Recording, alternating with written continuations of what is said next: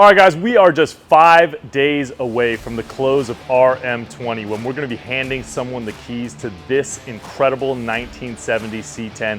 We wanted to run down some of our favorite things about this truck. So I'm gonna start it off with just the exterior of this truck, the look of this truck. The paint job is absolutely incredible. It's this silver metallic cut with this red pinstripe that carries all the way through the cab of this truck.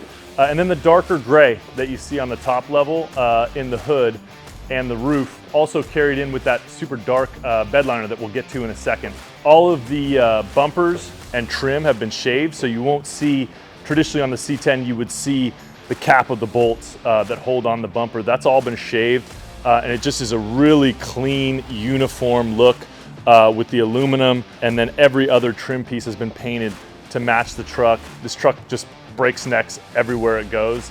It's incredible looking. And then you really get into it and you see the details, like the flush mounted glass.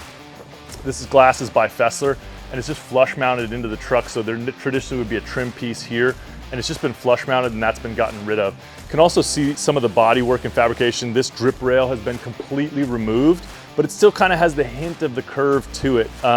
We don't drive this truck in the rain, so the drip rails aren't instrumental, but if you did, this curve would still guide the water. It just isn't a full-on drip rail that would trap moisture and traditionally is a rust spot on these trucks. That's all been shaved down, and now it's this kind of subtle curve that goes in here. It's also got the flush-mounted back glass back here, and then you can see the pinstripe carries through underneath the back glass.